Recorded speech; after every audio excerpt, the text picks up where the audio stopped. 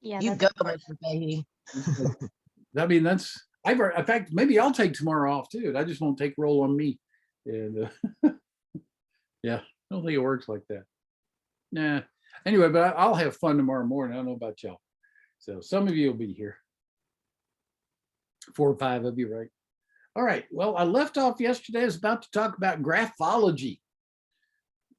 That's a kind of graphology is something that I found interesting and kind of looked into a little bit. I met some people. Well, I met some people. They were the parents of one of my best friends back when I was in high school and college. They got into graphology, and they had us all sit down one day and write some stuff out, and they went over our handwriting and told us stuff about it, and I found it fascinating. This before I was ever a psychology major too. I may have been in the Army at the time we sat down and did this, and I found it fascinating. But I've since found out that while it's fascinating, science has not been able to verify that it has any validity whatsoever. Some of it sounds very intuitive, but it just doesn't hold up to the scrutiny that it takes for us to accept something as being legitimate. Now, there are things that are accepted in court, such as matching signatures and things like that. But it's not a real personality test. It's not some kind of pathway into your unconscious or anything like that. Some of the things I remember from back then was that, there were certain things that you could discern from the handwriting, like if the higher you crossed your T's, the more confidence you have in yourself. In fact, it was recommended that if you are crossing your T's low and you have low self-confidence, start crossing them higher. That'll raise your confidence. So, hey, if you want to try that, and if it works for you, great. There's always a placebo effect, which might help you out there. So, I mean, if that thing will work for you, great. Another thing was how close to the eye you dotted it would indicate how good your memory was. And if you made fancy little things above the eye, like a little heart or something like that, that was to indicate more sensitivity, more creativity, things like that. Signatures were their own thing too, depending on the size of your first letter of each one of your names versus how big or small the rest of your name was. Could indicate something about ego. If you did any kind of flourish at the end of it, like you swoop back with an underline or put a line over the top of it, and might indicate more egoistic, narcissistic kinds of tendencies. None of that's held up under scientific scrutiny, though. So as interesting as it might be, and who knows, maybe someday somebody will crack the code and actually come up with something that science will back up, but it just hasn't held up water on that. But it's handwriting analysis is what it is, and well, it didn't end up working out so good after all. And really, the thing about all those tests, all those projective tests, ink blot, thematic apperception, incomplete sentences, they don't do well with science. They're really hard to test something that subjective, because again, how do you measure an unconscious period, much less what's in it, much less what it might mean, or even if it does exist? Because there are plenty of people in my profession who don't buy this whole unconscious stuff, except if you are asleep perhaps, or especially if you're been put under for surgery. That is just all there is to unconscious for a lot of psychologists. And so there's a lot of controversy around that. You almost have to take these on faith and accept it, but don't do it based on the science. Okay, now, next thing I want to look at is what we call self-report tests.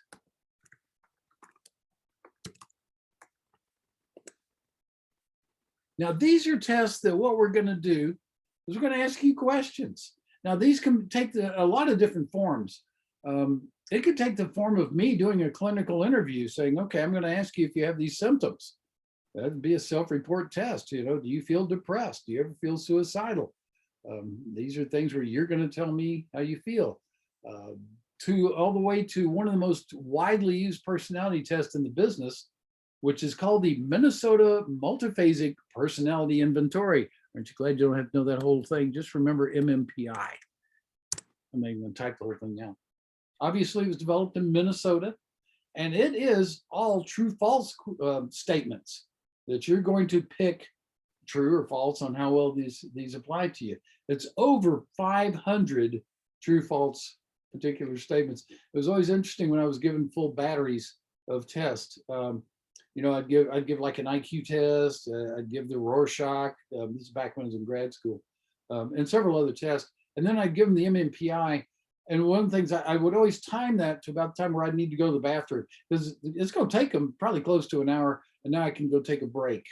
So that would be the time. Okay, I go, let's see, time to go to the bathroom. Here's an MMPI. See ya. I'll be back. And so it was good for that kind of thing. The whole thing is you answer yes, no, true, false, and there's all sorts of different kind of questions on here, or statements, I should say, and it's a real wide variety of types of statements. Some of them are pretty easy to figure out. They are what they are. Most of the time I feel depressed, true, false. Others will be things like, there have been times when I wanted to kill my mother. And you go, where the heck is that coming from? Well, the thing about this test, it's designed to have these 10 different scales that it's looking at. It has to do with psychosis, with depression, with anxiety. There's even one that's a masculinity, femininity scale, which when this test was first developed back in the 30s, was considered more important than it is now. It is kind of a good measure of androgyny. Androgyny is an interesting concept that doesn't mean that you're like asexual or moving towards the other sex's behavioral characteristics, emotional characteristics. What it means is that you share characteristics both with males and females, whether you're a male or a female.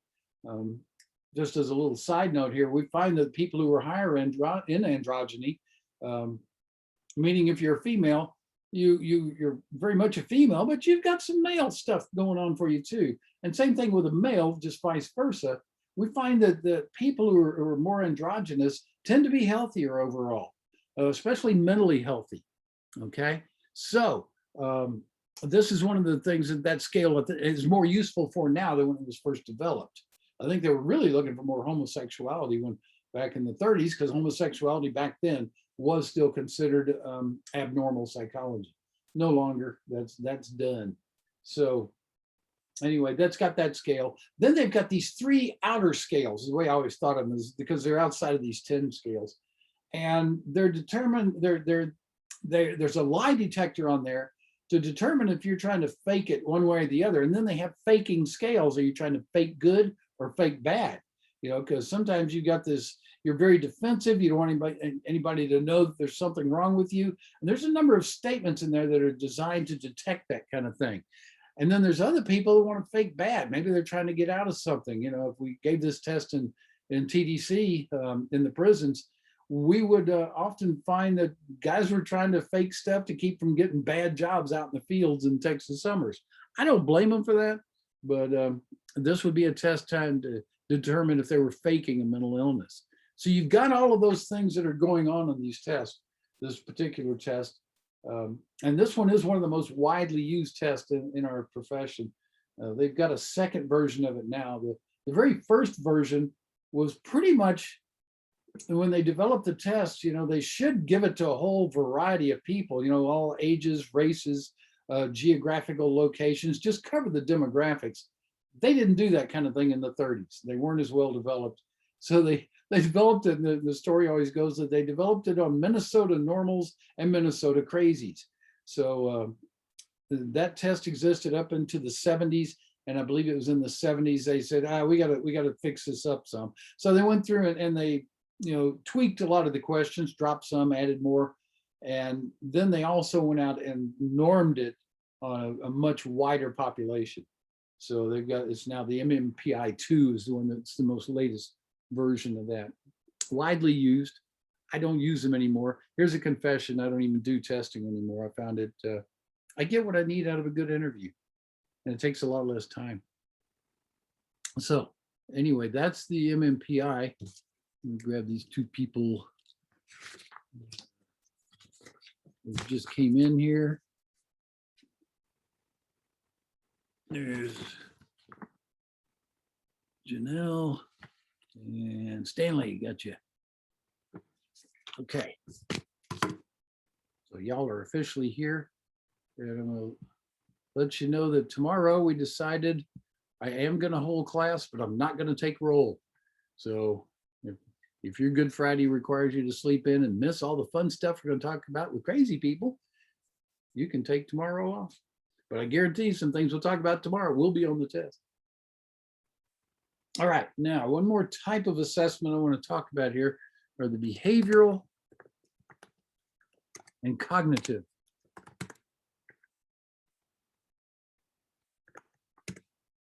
assessments.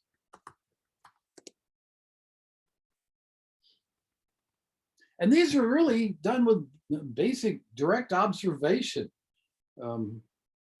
I might be, if you're a person who, you know, let's say you're in an elementary school and you're a person that gets in fights in recess, if they still do recess, they quit cursive, they probably quit recess too. But I would just maybe for a week observe how often you got in fights, when they happened. You know, was it the beginning of recess? Is it the end of recess? You know, is it when you play certain games or certain sports, you know, that would cause more of the aggression to come out. So I'm just going to be doing direct observation on some of these things. What you want to do is take a baseline of behavior. If I'm going to help you say quit smoking, the baseline of behavior is I need to know how many cigarettes you smoke a day, when you smoke them, and where you smoke them. These are all going to be environmental clues that we're going to use to set up a program to try and help you stop smoking. Okay. We might look at your locus of control. Is your locus of control internal or is it external? You know, that might also have a lot to do with how we set up a sequence of reinforcers for you. If it's an internal locus of control, you might be able to do this mentally. You know, you can reinforce yourself by just giving yourself an attaboy or an attagirl. And if it's an external locus of control, you might need something else. Maybe you'll reward yourself with, I know, like my dad, when he quit smoking, every time he resisted the urge for a cigarette, he kept a package of lifesavers in his pocket and he'd pop a lifesaver in his mouth. And I think that also had the behavioral advantage of giving his mouth something to do besides smoking. So there was a couple of ways that reinforced it. So we want to look at that. And then there's also a lot of different kind of questionnaires out there that are going to ask you direct questions about your behavior. And then also maybe about the way you think. One of the best ones out there is called Beck's Depression Inventory.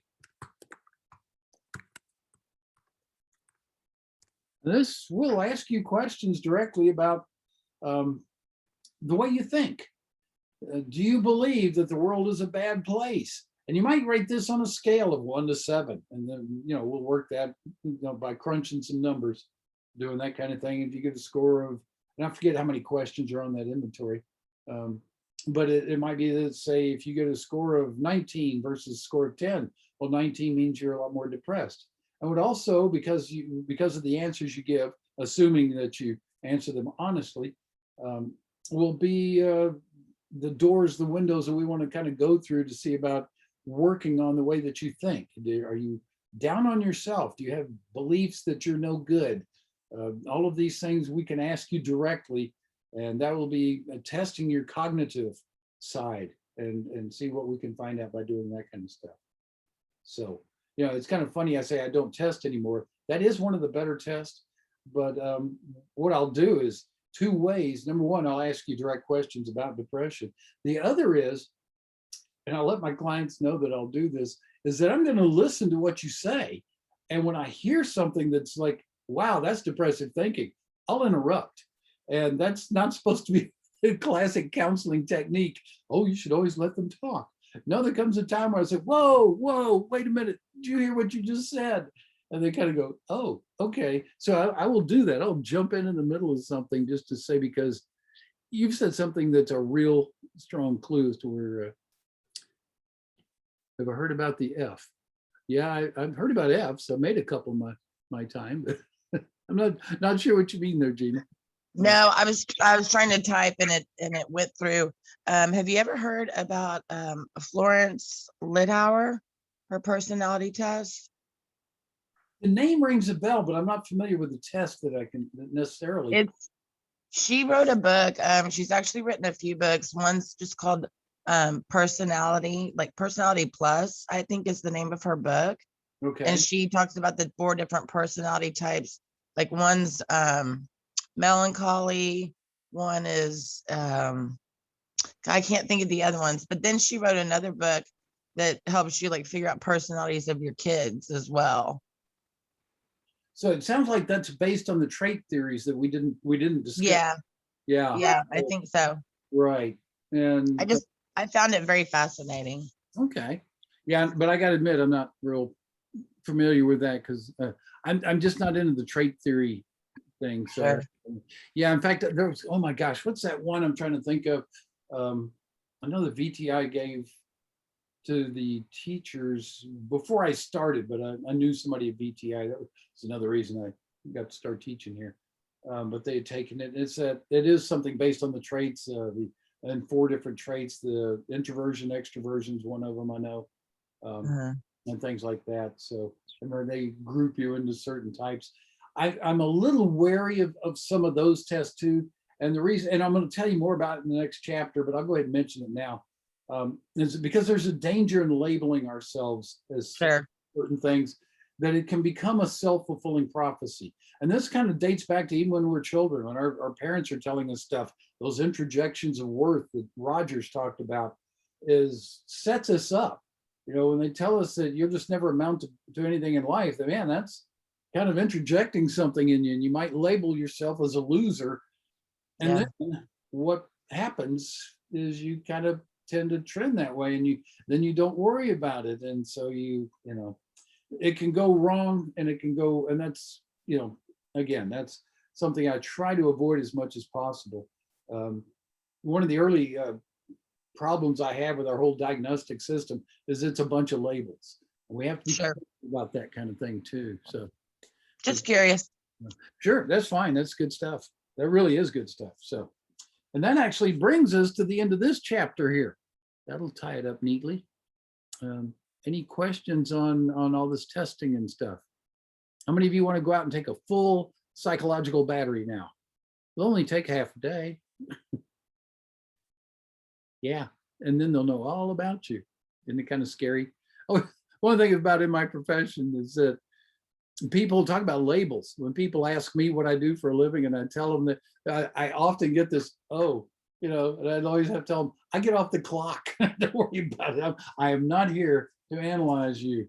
You know, not here at the dog show, not here at the birding event. No, no. I used to have that happen to me when I was golfing, and that was really interesting. What do you do for a living? I'm a psychotherapist. You are? Yeah, I am. Does that mess with your game? All right. So that's a fun thing. I get labels. You will too. It happens. We can't escape the labels. One little quick, I don't remember if I told you this story or not. I know I tell it in every class, but this is an example of the labels danger, if you will. How many of you are into astrology? I'm sure some of you are. It just is the nature of astrology. I'm so into astrology. It draws people in because, again, think of the label that you put on somebody, that you will now look at them through those rose-colored glasses. And so I've decided that I don't ever tell people what my sign is, but I have told them when they ask me what my sign is, I tell them I'm a feces. And most of the time they get it. It's a joke, right? But I'll never forget, I used to work with this therapist at West Oaks Hospital out there near the Southwest Freeway in Bel Air. And this one therapist, she got into it newly, and she was going around asking all of us our signs, and I told her I'm a feces. And she heard it as Pisces, even though I repeated feces. And she said, oh, okay. And then every time I do something, like make a joke, which, okay, y'all can tell I do every now and then, she'd look at me and she goes, that's right, you're a Pisces. And I go, no, I'm not. I'm a feces. And she just never did get that. So I'll have fun with that stuff every now and then. So anyway, on that happy note, we're going to talk about the abnormal chapter, chapter 11. And just as a reminder, the next test will be just these two chapters, 10 and 11. Okay, so let's look at this stuff. Abnormal. How do we define abnormal? Everybody has quirks, right? Everybody has maybe what you might want to call their little eccentricities. Probably everybody has some little habit you really don't want everybody to know about. You know, that's normal. So if you do something that's abnormal that is normal to be that way, then where do we start calling something abnormal? All right, so let's kind of look at a few of the characteristics that really will get you into the difference between being different and moving into a category that we might call abnormal. Capri Sun, yeah, just you have to kind of paint your face orange a little bit there, right? Capri Sun. Capri Sun, okay. It's yeah, I'm an orange person. Capri Suns. Yeah. Okay, so the first thing we want to look at is in the abnormal sphere of things is it would be kind of deviant. And by that, I don't mean sexually deviant, except in those cases where that is the case, but it's deviant in terms of getting you so far outside of probably what we want in society. And society can have a lot to do with what we define as abnormal, okay? No, I'm a feces, I promise you, Stephanie. I don't ever tell my sign, because then you'll label me. And you'll look at me differently instead of just as, you know, what you can see and hear. And so I'll let you, y'all can make it up. Think of something. Remember, we all get labeled anyways. I do, but I don't want that one. I'll give you Seamus's sign. He was born, we do know his birth date. He was born on June 26th. So I believe that's Cancer or something. Boy, Cancer. What a rotten label. Man, who wants to get labeled a Cancer? Gee, that's just that's just wrong. So no feces. Yep. Yeah. But Seamus does feces, but he is not one. So all right. Now another thing that can get defined as abnormal is that it's maladaptive. Okay, when you look at certain things like severe depression, and this is one other warning I need to give everybody, is that we're going to describe stuff in this chapter that definitely applies to you. Only that doesn't mean you are those things. Most of the diagnoses in here, or in fact, almost really practically all of them, are things to happen to all of us. But we talk about major depression, and it's going to be very severe depression. But everybody gets bummed out every now and then. And it can be just something minor, like your team just lost, or you didn't make the grade on a test you wanted to make and you feel bad for a little while. That's normal. When we're looking at something like abnormal psychology, that kind of depression will be so maladaptive that it affects your whole life. It affects your relationships, it affects your performance in job and school. It might even affect how you feel towards people and even your animals, okay? So it's something that you want to look at as, in terms of maladaptive, it's going to negatively affect somebody's life and often the people around them too. We've got a whole category of mental illnesses where most of the time they don't think anything's wrong with them, there's something wrong with you. So we'll get to those towards the end of the chapter. All right, and then thirdly, not always, but oftentimes they will cause personal distress.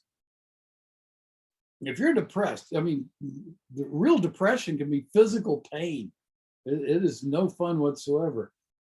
If you're hearing voices that nobody else is hearing, and they're telling you all sorts of weird and bad stuff, that's going to be distressful. Okay.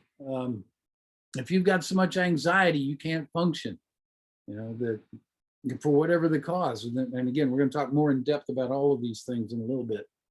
That is going to be very distressful. Now, there's certain myths that we want to look at here. And that is, number one, it's always bizarre.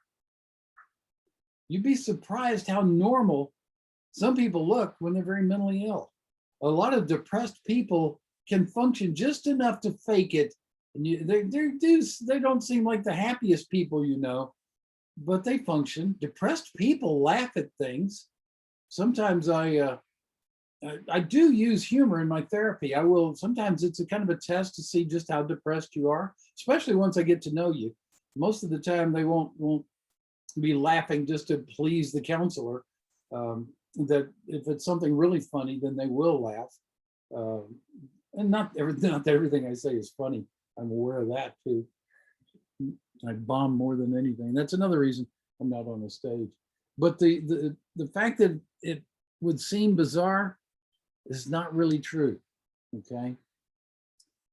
One thing to remember about this is that there's no cures for anything we're going to talk about in my profession. We're really, as a profession, not that old. Some of the medications, as I'll describe in the next chapter, came about by accident. They had no idea what they'd come up with and accidentally found out they developed something that would treat a condition that they had nothing for before. That led to more breakthroughs, but we have no cures. We treat symptoms, sometimes very well, but in terms of cures and stuff, nope, we don't have them. I guess you could say that's job security for me, but on the other hand, there are times when people will only have one episode. That there might be something that happened to somebody that got them really depressed, and once they get through that depression, it doesn't come back. A good, for instance, might be somebody that gets divorced. Even an amicable divorce can be depressing because you're having to change your whole lifestyle. And let's say that you go through a divorce, no matter how bad it is, and later on you meet the real person that you should have been with from the very beginning. Y'all hook up and you live happily ever after. Not that anybody ever does that, but that you certainly get past that depression and it doesn't come back. So we do see cases where there's some things that happen one time, go away, and don't come back. More often they do come back, but it's not uncommon for it to not come back. Okay. I always feel like this book doesn't do a good job of defining abnormal, because it kind of, you know, it's like I wrote myself a note saying it's poorly written in the book about the statement will not always have it. Yeah, I mean, sure. One of the things about, I'll jump ahead just slightly here, when we define depression, to diagnose it within our little diagnostic and statistical manual, you have to have been depressed for at least 2 weeks, and during that 2 weeks, it just needs to be slightly more than half the time.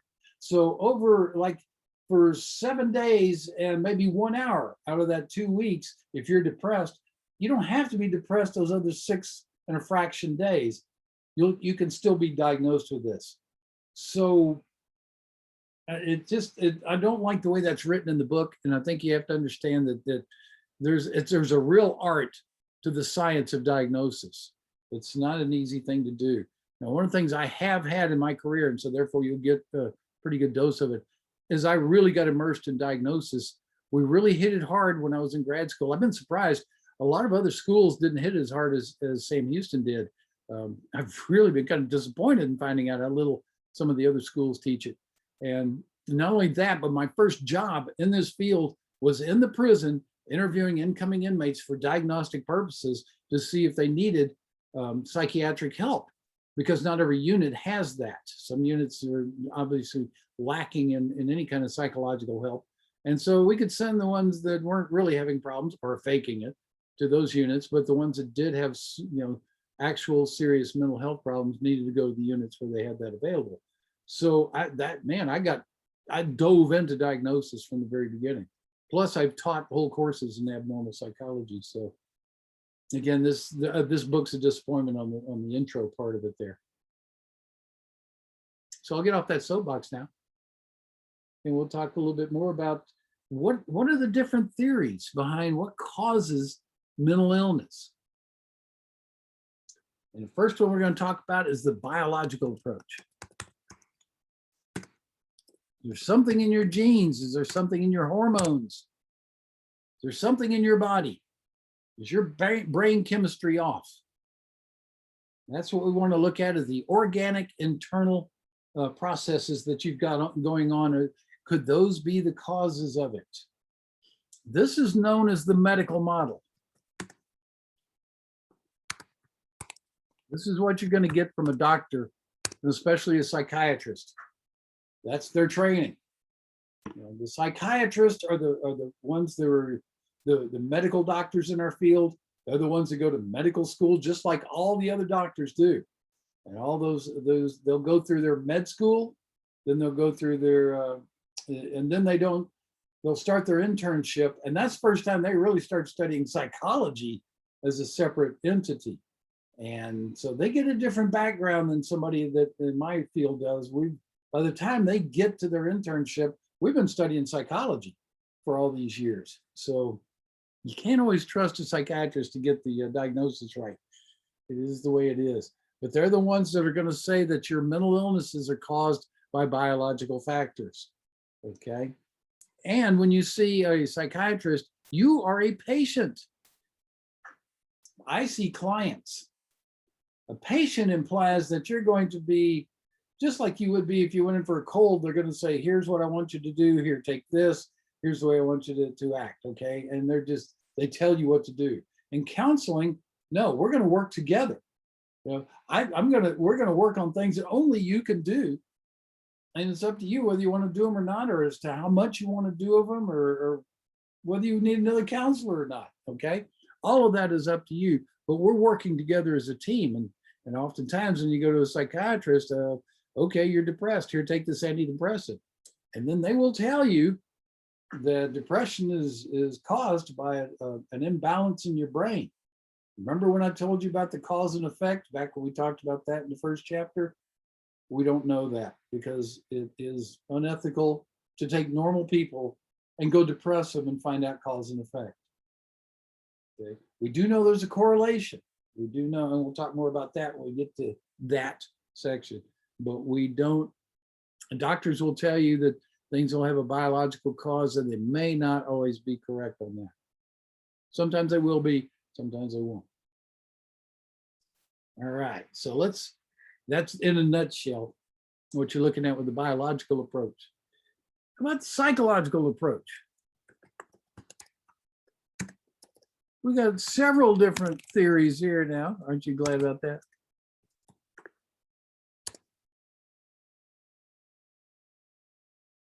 You've got the psychodynamic school of thought here.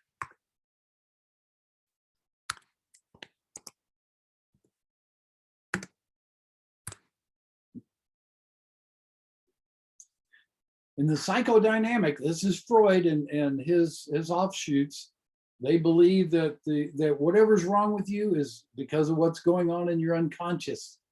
All that stuff that's buried that they tell you you can't access, that's where all these problems come from. You've got this horrible imbalance between your id, your superego, and your ego is unable to cope with these things, and therefore you're hearing voices, or you're feeling anxious, or you're feeling depressed. Okay, so that's where that's going to come from. Then on the flip side of that, you got the behavioral. And they keep lumping behavioral and social cognitive, which is not good. They're separate.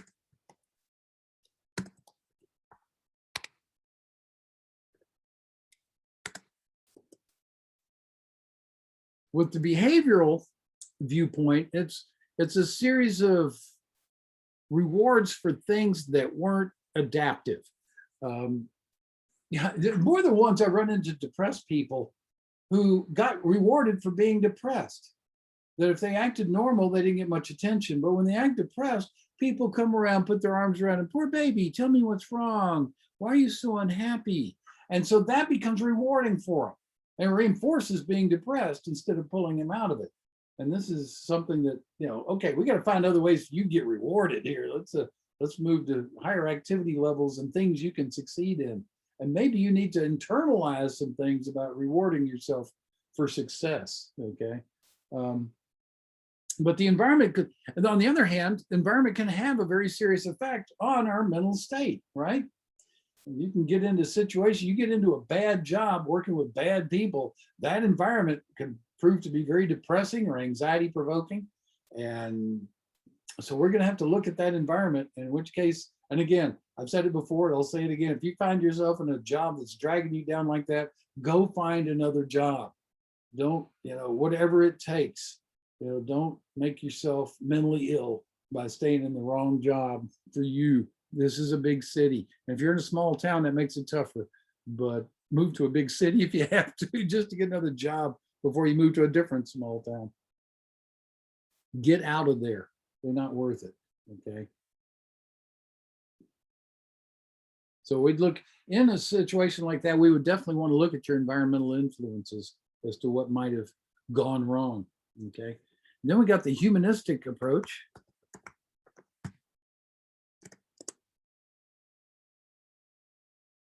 For the humanistic people, there's a lack of growth. You were held back for those interjections of worth. You're no good. You'll never grow up to amount to be anything. Statements like that. And so it really held you back from exploring who you are and what you can be, and what direction is natural for you. I guess, one way, I usually try and keep religion out of the classroom here, but it's almost like seeking what your mission is and being allowed to freely do something like that, as opposed to being shuffled off in a direction that might not be a good fit for you. Those things about you're no good, there's an environmental thing that overlaps in there too. Especially if you're a person who's a nonconformist. If this was nonconformity to your family, to your peer group, there's going to be a lot of judgment you probably had to go through. How well you dealt with that judgment would be something the humanistic people would be wanting to look at, especially if, say, this depresses you. You just didn't, you didn't like the music that your peers liked. You liked something else, and they'd make fun of you. And so you tried to like their stuff, and you tried to ignore what you liked, but that didn't make you happy. Okay, well, why don't you just go back listening to what you like? And you don't have to share it with anybody. Just enjoy it yourself. Okay, now another way to approach what we're looking at here, the socio-cultural approach.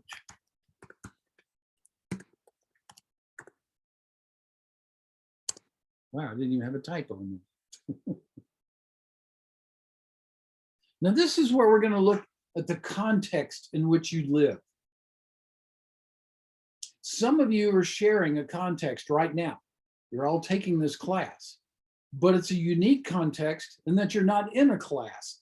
I'm not even sure if anybody's even on campus lately with the latest quarantines that are going on, but you're still sharing the attempt to get the same education. You're sharing the classes, or the class work anyway that you go to.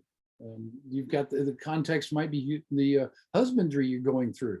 That's an extra stressor. Don't you have to get up even earlier to do that so that you can get it done before you come to your first period class? Yeah, so these are the contexts we're going to study. What about your family? I might even look at, even though it hasn't had a good scientific run, but I might even look at your birth order. Are you the oldest? Are you the youngest? Maybe there is something, maybe you were treated differently than your siblings. I think there's not been a family that had more than one child that didn't have the siblings say, you don't treat me like you do my brother or sister. And when I was raising stepkids, I'd say, because you're not that person, you act differently. You have a whole different set of values, of abilities, and things like that. So we're going to work with you as an individual. No, it's not going to look fair all the time, but it's because it's who you are. And believe me, your sister says the same thing about you. You don't treat me, you spoil her. Well, can't win when you're a parent, so you just do your best. What about the neighborhood you grew up in? What about your peer group? one of the things that's kind of interesting about the difference between, say, high school and college. High school's an accident of geography in most cases, unless you go to a private school, I guess.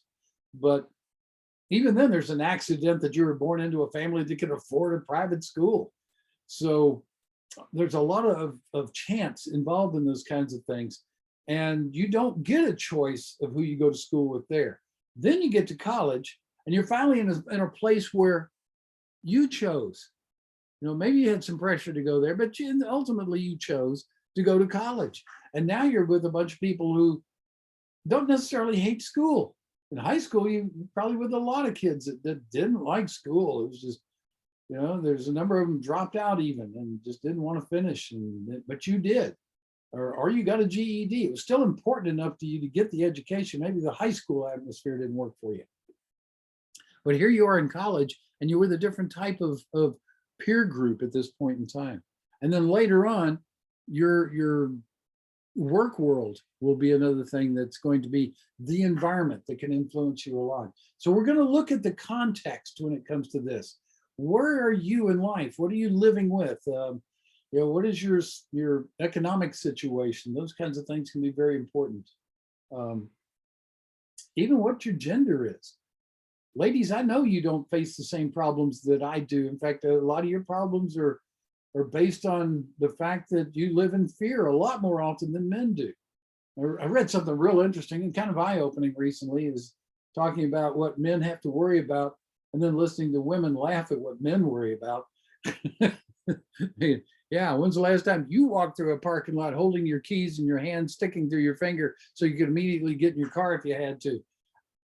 Yeah, I didn't think about that. So, there are important things about the difference in the genders and what you experience then that make it an important thing to look at.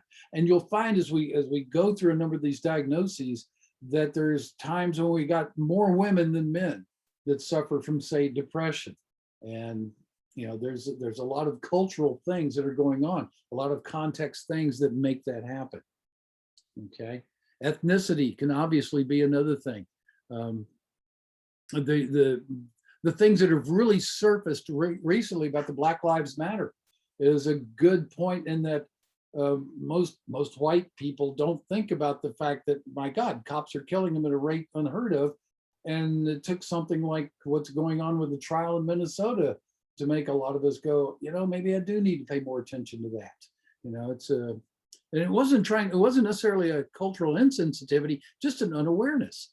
There's just certain things that an education and paying attention and being aware gets us to, that hopefully will make us grow as people.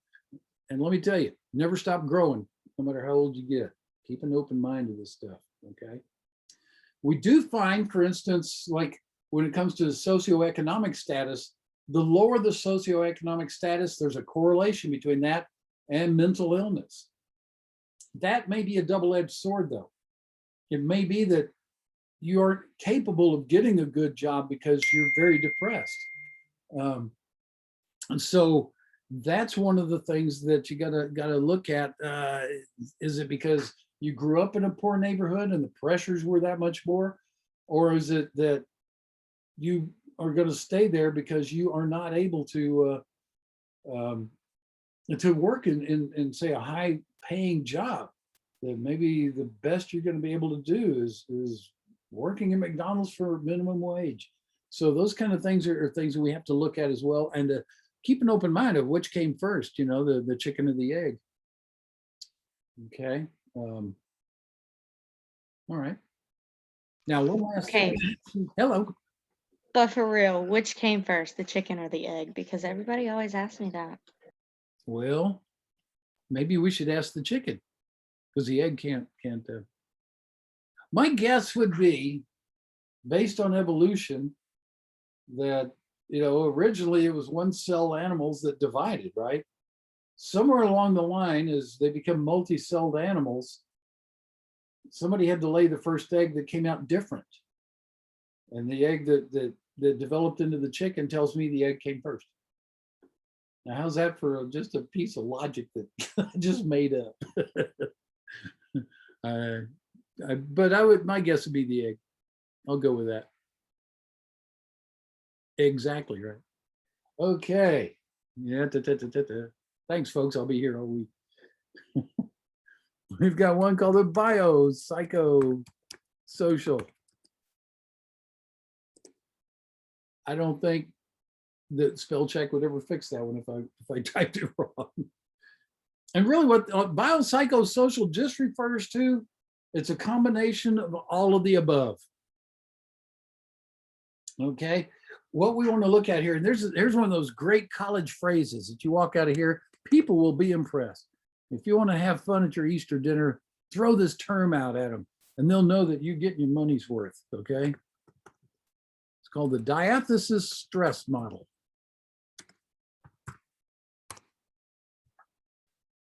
And I have to admit, this is one I think does have a lot of merit. I think that what we're looking at here, the diathesis refers to biology, and it refers to a biological predisposition to coming down with something. We know that there is a genetic link for certain things. We know that, say, depression tends to have higher rates in families, some families as opposed to others. However, we also know that not everybody who grows up in these families becomes depressed. We know that that what can often trigger these kinds of conditions is stress. You get in a stressful situation, maybe you have a very dysfunctional family, it's an abusive one, that had you not grown up in that, then maybe you would have never become depressed. We know that alcoholism runs within families. We also know that there's people within those families who don't become alcoholics. We really believe there might be a genetic trigger for things like alcoholism. But if you never drink, if you never try alcohol, you never have that moment where you turn the key and say, I found it, then you won't ever become an alcoholic either. So the stress might be something as small as drinking one beer or glass of wine. And if you never experience that stressor, then you won't be an alcoholic. So we've got a combination there that really looks at what the set of genes you're born with, and then the environment, the environmental stressors that you have. The most classic example I saw of that was a young man that came into the hospital when I was working at, it's at one that's gone now, it's called Spring Shadows Glen. I think it's over on Gessner and Kempwood. I think it's a Mayo Clinic now or something. One of the big name clinics bought out the thing when it closed. There's a history of why it closed. It was kind of sad. But we got this young man in who had grown up very affluent neighborhood in River Oaks. He was an only child. His dad was a doctor. And up until the age of 18, he'd been perfectly normal, did fine in school, did great. His dad died of a heart attack, and it flipped a switch. That stressor of losing his dad at that age, he became a schizophrenic. He went psychotic. And I mean, he was good and psychotic too. He'd really been spoiled too as an only child. His mother would come up to the hospital every day and give him 5 $1 bills because he insisted on being able to flush money down the toilet. And literally he'd like to watch it circle down the drain. So every day he got 5 $1 bills to flush down the toilet. I kid you not. One of the stranger things I ever witnessed in a psych hospital.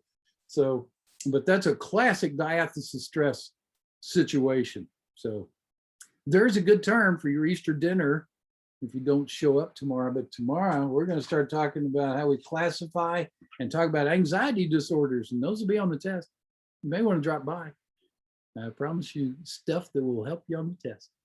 So, and I did get a text just now that, yeah, school's on tomorrow. So I won't take roll, but I will have class. So there you go. Besides, you want to see Seamus's Easter costume, don't you? So that's a good reason. All right, y'all. Well, have a good Thursday. Can I still talk to you for a few minutes after class? Yes, you may, and thanks for reminding me. So that'll work. I'll stay right here. I'll turn off the record before we talk. So Hey, fast. I was wondering if you had my last test grade, because I took the test and I remember getting my grade. I had a 39 out of the 45. But looking at the Edmodo, it says that it's late now. So like Does it have, yeah, Moto, did you finish on time? Did you, or did, at the end of it, did you hit submit and you got the little circle? yes, sir. That's what it's doing. I had several people come up with late, but they all got their test grades in. And I actually had somebody that came on as the class was ending saying, I hit submit and I'm just getting the circle. And she said, I got the grade that I got. And so after the class was over and they were all recorded, she got recorded exactly the grade that she had. So I will check on yours and let you know. But I'm sure that if you know, it got submitted, but hey, technology, what can we say? Yes, sir. All right, thank you. Wait a minute. I may have it right here because I'm having to do some Okay. hand. Yeah, you got credit for 39. Okay, perfect. Thanks. You're welcome. Hey, Fahey, would you mind typing your email in the chat real quick or saying Okay. Keep in mind, I don't check it all the time, maybe once a day. All right. But Yeah, I had to. Hamilton had told me to send you an email because I have to reschedule that test that I just missed. I'm not sure if you got the email from him about that or not. I did, but if you remember on the syllabus, I give everybody makeups on the last day of class, the day before the final. So, Okay, that makes. so that's what you got. All right, no worries then. I appreciate it. Okay, for sure. I'll put in the email address.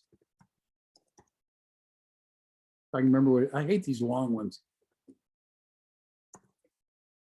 Make sure it's right. Yeah, there we go.